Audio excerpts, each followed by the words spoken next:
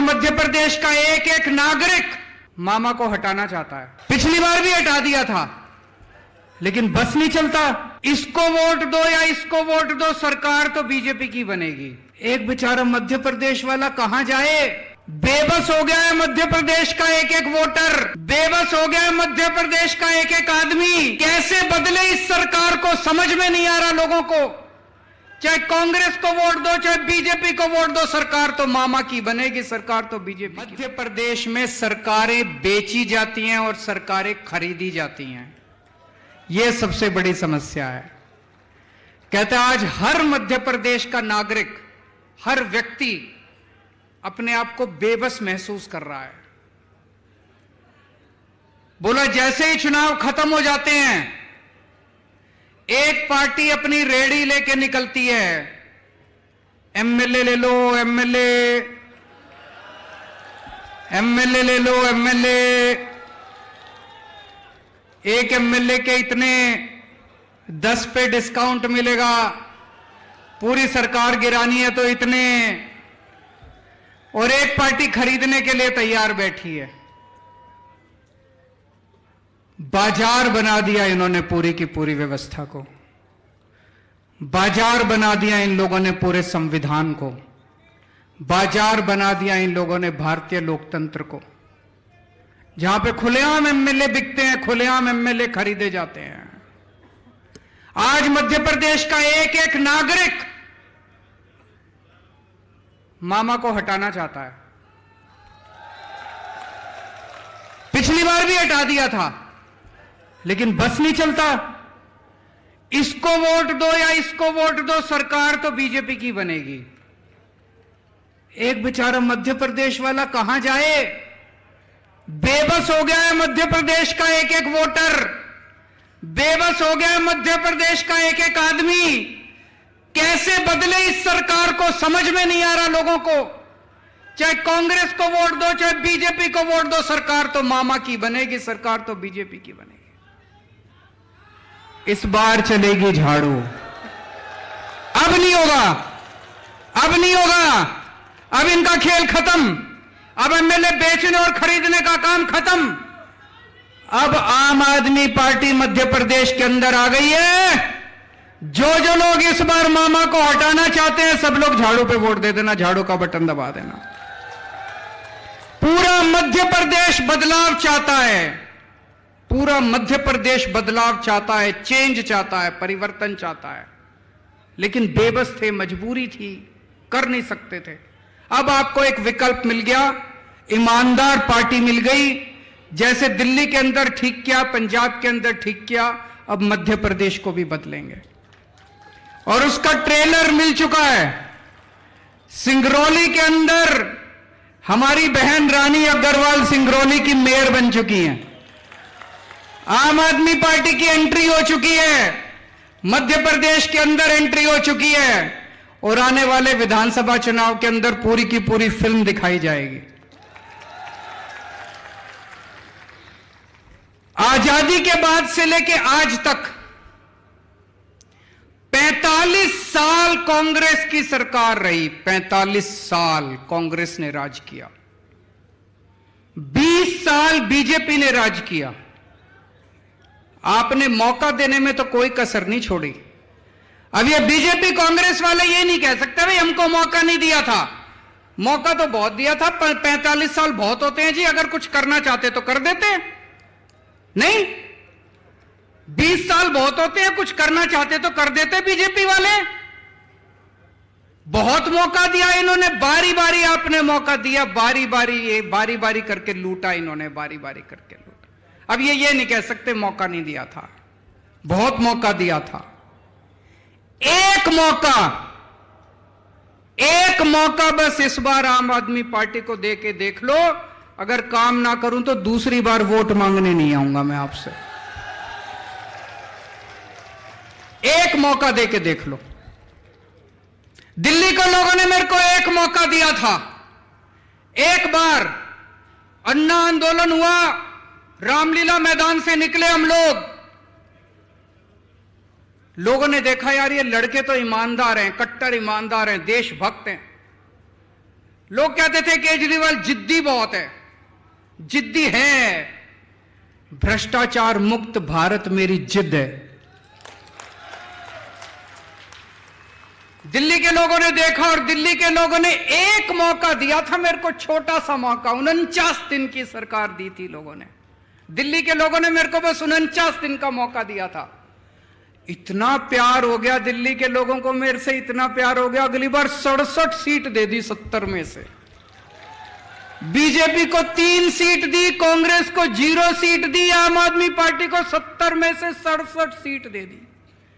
अगले 5 साल और इतना अच्छा काम किया, और इतना अच्छा काम किया, 70 में से 62 सीट दे दी तीसरी बार हम लोगों को। दिल्ली के हमारे काम की बात पंजाब पहुंची तो पंजाब में लोगों ने 117 में से 92 सीट दे दी, 92 सीट। दिल्ली के अंदर हमने सबकी बिजली मुफ्त कर दी, पंजाब के अंदर हमने सबकी बिजली मुफ्त कर दी। मध्य प्रदेश एक मौका देके देखो, आपकी भी बिजली मुफ्त कर देंगे। दिल्ली के अंदर हमने शानदार सरकारी स्कूल बना दिए, गरीबों के बच्चों को शानदार शिक्षा मिल रही है। कभी सोच नहीं सकते थे, सरकारी स्कूल तो टेंट में चलते हैं, सरकारी स्कूल तो टूटे फूटे होते हैं, मास्टर आता नहीं है, बच्चे पढ़ते नहीं हैं, गरीब लोग मजबूरी में अपने बच्चों को सरकारी स्कूल में भेजते हैं। सब बदल दिया दिल्ली के अंदर। क्रांति आ रही है सरकारी स्कूलों में दिल्ली में। वो क्रांति अब पंजाब में शुरू हो गई। मान साहब शानदार काम कर रहे हैं, सरकारी स्कूलों का कायाकल्प कर रहे हैं। मध्य प्रदेश वालों एक मौका देके देखो, आपके बच्चों का भविष्य बना दूंगा मैं।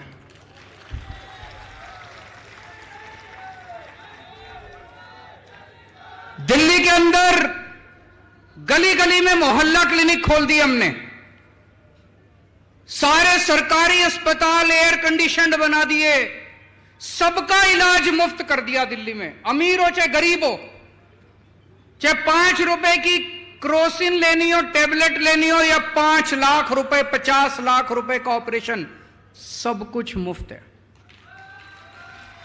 भगवान ना करे आपके घर कोई बीमार हो, लेकिन अगर बीमार हो जाए दिल्ली में कोई, तो चिंता करने की जरूरत नहीं है। आम आदमी पार्टी की सरकार है, सारा खर्चा, सारी दवाइयां, सारे टेस्ट, सारा ऑपरेशन सब मुफ्त होता है।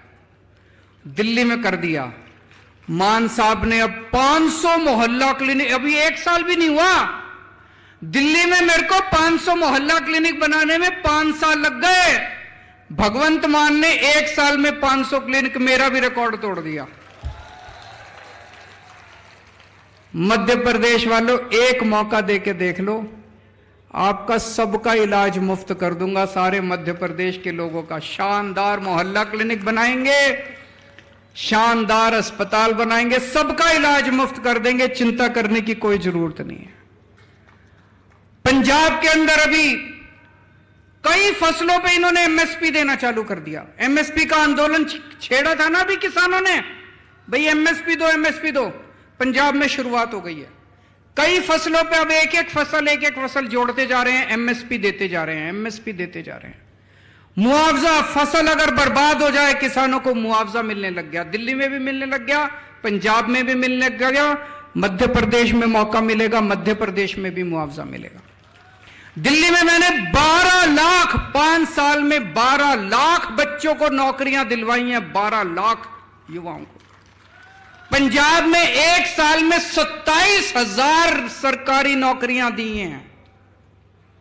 और मैं अभी हमारे पंकज सिंह जी से बात कर रहा था, ये बता रहे थे कि कई सारे बेरोजगार अपना धरना लेके आंदोलन करने के लिए जब यहां आए तो उनके ऊपर पुलिस ने डंडे बरसा दिए। अरे अपने ही तो लोग हैं यार, कोई पाकिस्तान से थोड़ी आए हैं, अपने ही तो बच्चे हैं, रोजगार मांगने आए हैं, डंडे क्यों बरसाते हो? रोजगार नहीं दे सकते तो उनको गले तो लगा लो, कम से कम प्यार से बिठा के चाय तो पिला लो, रोटी तो खिला दो उनको। डंडे क्यों बरसाते हो उनके ऊपर? हमको नौकरी देनी आती है, हमारी नीयत साफ है। दिल्ली में करके दिखाया, पंजाब में करके दिखाया। मध्य प्रदेश के युवाओं से मेरी अपील है, एक मौका देके देख लो, आपको सबके लिए नौकरी का इंतजाम कर दूंगा मैं। जितने कच्चे कर्मचारी थे, बहुत सारे कच्चे कर्मचारी होते हैं ना सरकार में, होते हैं कि नहीं होते? उनकी सबकी एक ही मांग होती है, हमको पक्का करो, हमको पक्का करो। मान साहब ने अभी 25,000 सरकारी कर्मचारियों को पक्का कर दिया।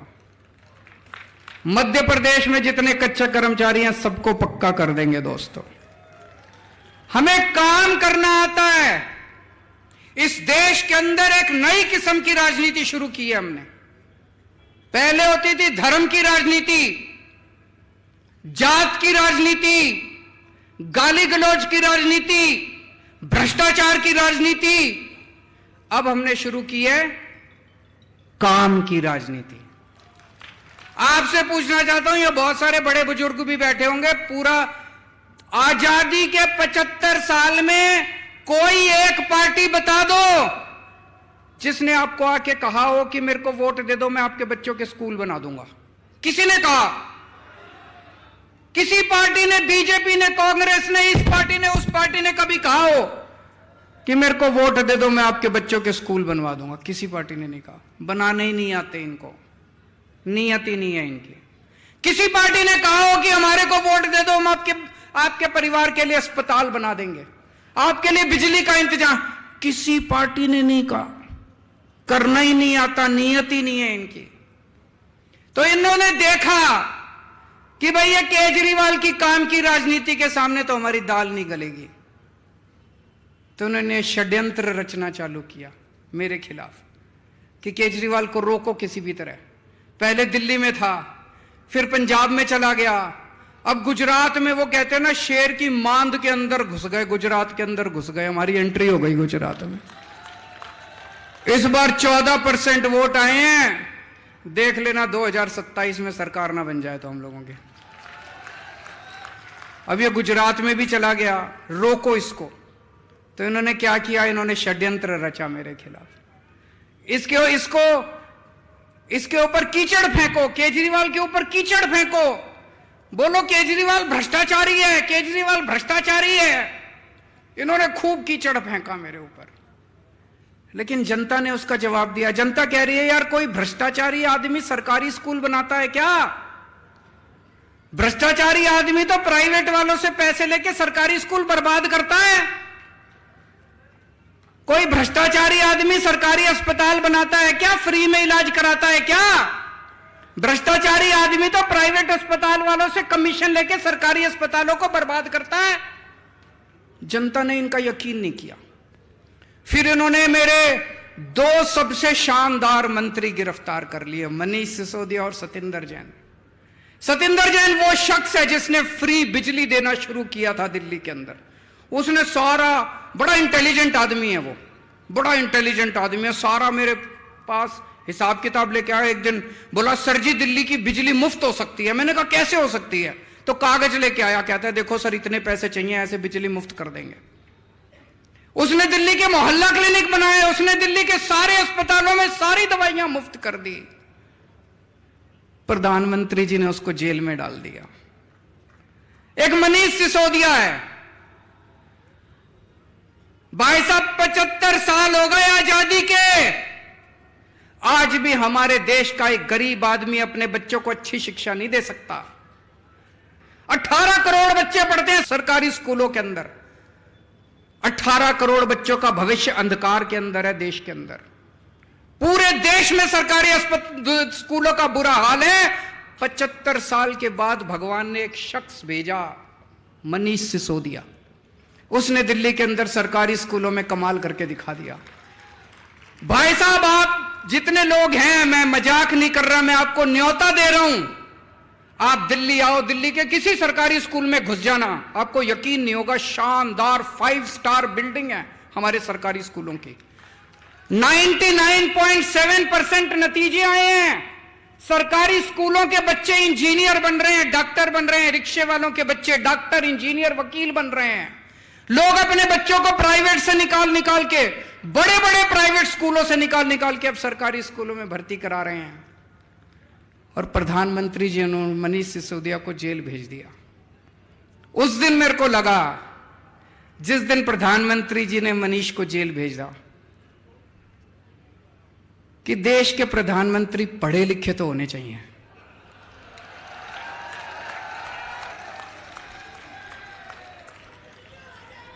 होने चाहिए कि नहीं होने चाहिए? अगर देश के प्रधानमंत्री पढ़े लिखे होते तो उनको शिक्षा का महत्व पता होता कि शिक्षा कितनी जरूरी है देश के विकास के लिए। अगर देश के प्रधानमंत्री देशभक्त होते तो वो ये नहीं सोचते कि मनीष सिसोदिया आम आदमी पार्टी का है कि फलानी पार्टी का है कि ढिमकी पार्टी का है। वो मनीष सिसोदिया जैसे शख्स को देश का शिक्षा मंत्री बना देते और कहते थे जा मनीष सिसोदिया 10 लाख स्कूल ठीक कर दे अब तुम। पर हमारे प्रधानमंत्री जी ने क्या किया? ऐसे शख्स को उठा के जेल में डाल दिया। उस दिन मुझे लगा कि देश के प्रधानमंत्री पढ़े लिखे होने चाहिए। और भी बहुत जरूरी है प्रधानमंत्री को पढ़े लिखे होना। अगर कम पढ़ा लिखा प्रधानमंत्री होगा, कोई भी आके उनको बेवकूफ बना देगा। कोई आके बोलेगा सर आप नोटबंदी कर दो, भ्रष्टाचार खत्म हो जाएगा। अब अगर कम पढ़े लिखे प्रधानमंत्री, उनको समझ ही नहीं है, वो नोटबंदी कर दी उन्होंने, भ्रष्टाचार खत्म हुआ, वैसा का वैसा है, समझ ही नहीं। पढ़े लिखे प्रधानमंत्री होंगे, उनको अर्थशास्त्र की जानकारी होगी, विज्ञान की जानकारी होगी, टेक्नोलॉजी की जानकारी होगी, साइंस की जानकारी होगी। कम पढ़े लिखे प्रधानमंत्री होंगे, कोई भी बेवकूफ बना के चला जाएगा। कोई आगे बोलेगा प्रधानमंत्री जी नोटबंदी कर दो, आतंकवाद खत्म हो जाएगा। हुआ आतंकवाद खत्म? लाइनों में लगा दिया, पूरे देश में धंधे बंद हो गए, चौपट हो गया पूरा देश। इतनी बेरोजगारी हो गई, लोगों के धंधे बंद हो गए, लाइनों में लोग मर गए। ना भ्रष्टाचार खत्म हुआ, ना आतंकवाद खत्म हुआ। कम पढ़े लिखे प्रधानमंत्री होंगे, कोई आके कहेगा प्रधानमंत्री जी सबसे थाली बजवाओ, जो तरंगे निकलेंगी उससे कोरोना भाग जाएगा। पूरे देश से थाली बजवा दी, चम्मच थाली सारा देश। बोले प्रधानमंत्री कह रहे हैं तो होगा ही कुछ, भागा कोरोना। इसीलिए मैं कह रहा हूं देश के प्रधानमंत्री को पढ़े लिखे होना बहुत जरूरी है। आज यहां पे मध्य प्रदेश में इतना भ्रष्टाचार है, व्यापम घोटाला। मुझे लगता है आजाद भारत का सबसे बड़ा घोटाला होगा। कोई कह रहा 8,000 करोड़ का, कोई कह रहा 10,000 करोड़ का। 45 से ज्यादा लोग मर गए। प्रधानमंत्री जी ने किसी को जेल नहीं भेजा। क्यों? अपने थे सारे, अपने थे सारे। प्रधानमंत्री जी को मनीष सिसोदिया को जेल भेज दिया, व्यापम घोटाला दिखाई नहीं दिया। कोई मेरे को कह रहा था यहां पे एक WCD women and child department, उसमें 100 करोड़ का घोटाला हो गया। मामा जी उसके मंत्री हैं, उसमें फर्जी आंगनवाड़ी, फर्जी लाभार्थी, सारा फर्जीवाड़ा। 2200 करोड़ का कटनी हवाला। मेरे को आज मैं आ रहा था, कई सारी लिस्ट देके गए हैं लोग, इतने घोटाले, इतने घोटाले। किसी को जेल नहीं भेजते प्रधानमंत्री जी, किसी को जेल नहीं भेजते। पुरानी पिक्चरों में देखा होगा आपने, पुरानी पिक्चरों में क्या होता था? एक विलेन होता था, एक गुंडा होता था, एक ईमानदार इंस्पेक्टर होता था। गुंडा बड़ी कोशिश करता था ईमानदार इंस्पेक्टर को अपने कब्जे में करने की, मानता ही नहीं था। फिर वो इंस्पेक्टर को बुलाता था गुंडा, टेबल पे रखता था एक तरफ नोट और एक तरफ बंदूक। इंस्पेक्टर को कहता था या तो नोट ले ले और या बंदूक से तेरी गोली मार के हत्या कर दूंगा। होता था ना पिक्चरों में। यही बीजेपी ने कर रखा है। वो सारे देश के सारे ऑपोजिशन वाले नेताओं को कह रहे हैं या तो बीजेपी में आ जाओ, भ्रष्टाचार करो, खूब करो। हम रोक नहीं रहे, बीजेपी ये नहीं कहती भ्रष्टाचार मत करो, बीजेपी में आके करो।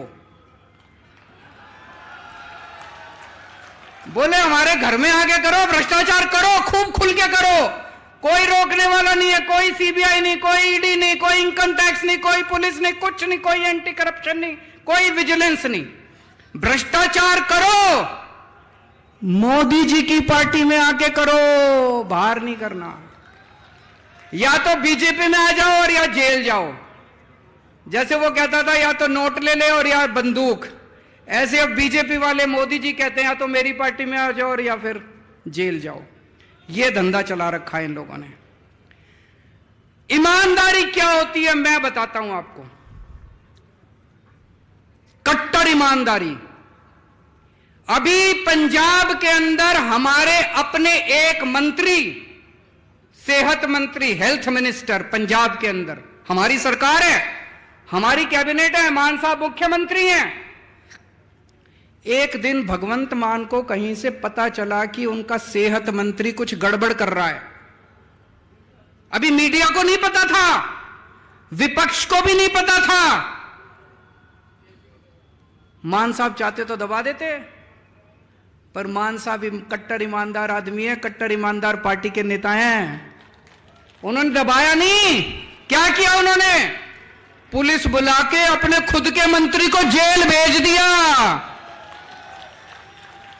हम कहते हैं ईमानदार रहना है, चाहे हमारी पार्टी में रहो चाहे उस पार्टी में। अभी सारे पंजाब के अंदर जितने पुराने चोर थे, चाहे कांग्रेस में हो चाहे बीजेपी में हो, सबकी लाइन लगी पड़ी है, एक एक करके सारे जेल जा रहे हैं, सबको जेल भेज रहे हैं ये, चाहे हमारे वाले हो।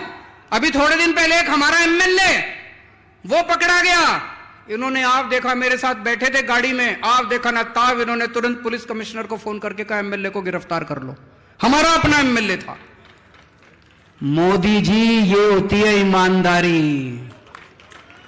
जो तुम कर रहे हो वो ईमानदारी नहीं कर रहे, तुम कर रहे हो वो भ्रष्टाचार मुक्ति नहीं कर रहे। हम अपने वालों के खुद के खिलाफ भी एक्शन लेने की हिम्मत करते हैं। ये आज सारे हमारे पीछे, सारी पार्टियां हमारे पीछे पड़ी हैं, लेकिन जनता हमारे साथ है। जनता देख रही है कि ये अकेली पार्टी है जो देश के लिए लड़ रही है, ये अकेली पार्टी है जो ईमानदारी के लिए लड़ रही है। दोस्तों, यहां जितने कार्यकर्ता आए हैं, मैं सबको कहना चाहता हूं कि आप लोगों को सरकार जरूर बनेगी मध्य प्रदेश के अंदर, आपकी सरकार जरूर बनेगी, झाड़ू से जरूर सफाई होगी, लेकिन मेहनत करनी पड़ेगी। करोगे मेहनत? एक एक घर में जाना पड़ेगा, बैठना पड़ेगा, सबको समझाना पड़ेगा, रात दिन मेहनत करनी पड़ेगी, सारे जनता को साथ लेना पड़ेगा, और अंत में मेहनत का नतीजा जरूर मीठा होगा।